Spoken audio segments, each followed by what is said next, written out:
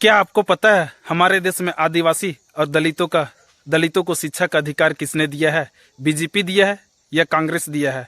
और क्या पता है आप सभी को महिलाओं को शिक्षा का अधिकार किसने दिया है? बीजेपी या कांग्रेस? नहीं पता है ना? तो चलिए आज बताते हैं आप सभी को कि महिलाओं, दलितों और आदिवासियों को शिक्षा का अधिकार किसने दिया। हेलो दोस्तों, नमस्कार। मैं हूं सुशील और आप देख रहे हैं हमारे YouTube channel our rural village, जिसमें हम आज बात करेंगे शिक्षा का अधिकार। और बात करते हैं आप सभी से, जैसे कि हमारे चैनल में आप सभी को देखते होंगे, शिक्षा, संस्कृति, गांव घर का कल्चर, ये सब के बारे में बात करते हैं। तो आज हम बात करने जा रहे हैं हमारे गांव में दलित लोग, आदिवासी लोग, यही सब सबसे ज़्यादा जनसंख्या में रहते हैं। आज भी हमारे भारत देश के ग्रामीण क्षेत्रों में शिक्षितों की संख्या कम है। तो हम आज यही जानने का प्रयास करेंगे कि दलितों को और आदिवासियों को शिक्षा का अधिकार किसने दिया है। तो चलिए आप सभी को वीडियो पर बने हुए रहिएगा। सबसे पहले बात करते हैं कि महिलाओं को शिक्षित करने के लिए कौन सोचा, कौन थी जो महिलाओं को पढ़ने का अधिकार दिया, उसके बारे में आज बात करते हैं। आप सभी कोई ने सावित्रीबाई फुले का नाम तो सुना ही होगा, बहुत कोई सुने भी नहीं होंगे। जो नहीं सुने हैं आज सुन लेंगे। तो पूरा वीडियो को जरूर देखिएगा ताकि पता चल जाएगा कि महिलाओं को शिक्षा का अधिकार किसने दिया है, कौन वो महिला थी जो शिक्षा दी। तो उसका नाम है क्या? सावित्रीबाई फुले। सावित्रीबाई फुले के बारे में हम डिटेल्स में वीडियो अच्छा से बनाएंगे। आज उसके बारे में शॉर्ट में जानते हैं कि महिलाओं के लिए क्या किया उसने। सबसे पहले जानते हैं कि सावित्रीबाई फुले का जन्म 3 जनवरी 1831 को हुआ था और उनका विवाह 1841 ईस्वी में ज्योतिराव फुले के साथ हो गया। और सावित्रीबाई फुले ने अपने पति ज्योतिराव फुले से ही शिक्षा दीक्षा ग्रहण की। और सावित्रीबाई फुले ने अपने पति के साथ मिलकर 1848 ईस्वी में पुणे में एक समर्पित स्कूल बालिकाओं के लिए शुरू की और उसका प्रिंसिपल खुद सावित्रीबाई फुले ही रही। तो जान गए महिलाओं को शिक्षा का अधिकार किसने दिया, कौन स्टार्ट किया। आप सोच सकते हैं कि उस समय महिलाओं को शिक्षा ग्रहण करने का अधिकार नहीं था। किन परिस्थिति में सावित्रीबाई फुले ने सभी लड़कियों को शिक्षा देने के लिए सोची, और वो भी अपने पति से शिक्षा लेकर स्कूल खोली और उसका खुद प्रिंसिपल बनी। सावित्रीबाई फुले के बारे में आप लोग अच्छा से जानना चाहते हैं तो इसके लिए एक सेपरेट वीडियो आप सभी को बना देंगे। कमेंट कीजिएगा तो जरूर बना देंगे। और सावित्रीबाई फुले किसी राजनीतिक दल से नहीं थी, ये सबसे बड़ी बात है। उसने महिलाओं के लिए बहुत सारा काम किया, विशेषकर शिक्षा का अधिकार। जो शिक्षित नहीं है उसका जीवन अधूरा है। शिक्षा का अधिकार रहना जरूरी है। तो चलिए अब आगे जानते हैं आदिवासी और दलितों को शिक्षा का अधिकार किसने दिया है। गूगल में सर्च मारे अभी कि आदिवासियों को शिक्षा का अधिकार किसने दिया है, आदिवासी दलितों का। तो यहाँ पर सबसे पहले क्या आ गया था देखते हैं। यहाँ देखिए, यहाँ पर हम गूगल में सर्च मारे थे कि आदिवासी दलितों को शिक्षा का अधिकार किसने दिया है। तो यहाँ पर आ गया है, देख सकते हैं, भारत में शूद्रों को पढ़ने का अधिकार कब मिला।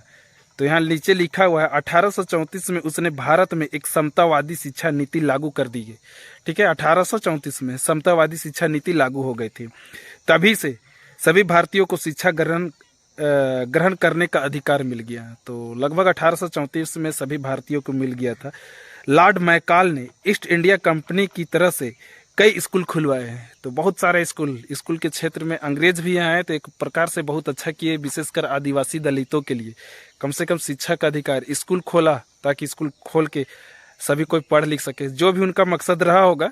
लेकिन इतना पता है कि अंग्रेज भी आने से कम आदिवासी और दलितों को थोड़ा सा कुछ बेनिफिट मिला, जिससे दलित लोग पढ़ पाए।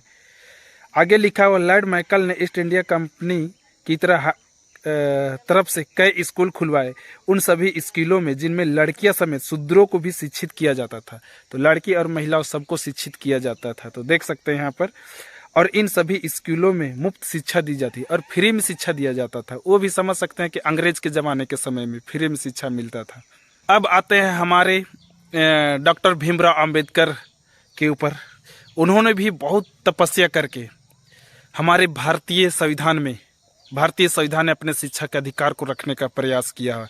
तो चलिए भीमराव अंबेडकर साहब क्या कहते थे उसके बारे में भी थोड़ा सा जानते हैं। चलिए यहाँ पर देखिए, उनके बारे में भी डिटेल्स में अभी नहीं जानते हैं, बस जानते हैं कि हमें शिक्षा का अधिकार को उन्होंने ही जगाने का प्रयास किया है। क्या लिखा हुआ, शिक्षा हर व्यक्ति का जन्मसिद्ध अधिकार है और इस हक से उसे कभी वंचित नहीं किया जा सकता है और इसे हक से कभी वंचित नहीं किया जा सकता है। शिक्षा इंसान को निडर बनाती है, एकता सिखाती है, उसे अधिकार का मतलब समझाती है और अधिकार और स्वतंत्रता के लिए संघर्ष करना सिखाती है। यह कहा था डॉक्टर भीमराव अंबेडकर ने कहा था। तो शिक्षा में डॉक्टर भीमराव अंबेडकर का स्वतंत्र भारत में बहुत बड़ा योगदान रहा है। यदि ऐसा क्या बोलते हैं डॉक्टर भीमराव अंबेडकर नहीं रहते तो गांव घर दलितों को इतना बड़ा शिक्षा का अधिकार शायद नहीं मिल पाता, निचले वर्ग लोगों के लिए। इसमें सबसे बड़ा योगदान भीमराव अंबेडकर का भी रहा है। आगे जो कि डॉक्टर भीमराव अंबेडकर भारतीय संविधान निर्माता में से एक प्रमुख भी थे। वो डॉक्टर भीमराव अंबेडकर वे चाहते थे कि जितने भी अछूत है खुद को संगठित करे, राजनीतिक रूप से सक्रिय रहे ताकि वह खुद की अपनी लड़ाई और रक्षा कर सके। डॉक्टर अंबेडकर ने भारतीय आज़ादी से पहले 1936 ईस्वी में स्वतंत्र लेबर पार्टी की स्थापना की थी। इसके बाद वे कितने बार भारतीय आज़ादी से पहले विधान परिषद का लड़ाई भी मतलब परिषद में लड़े, असेंबली मेंबर भी बने।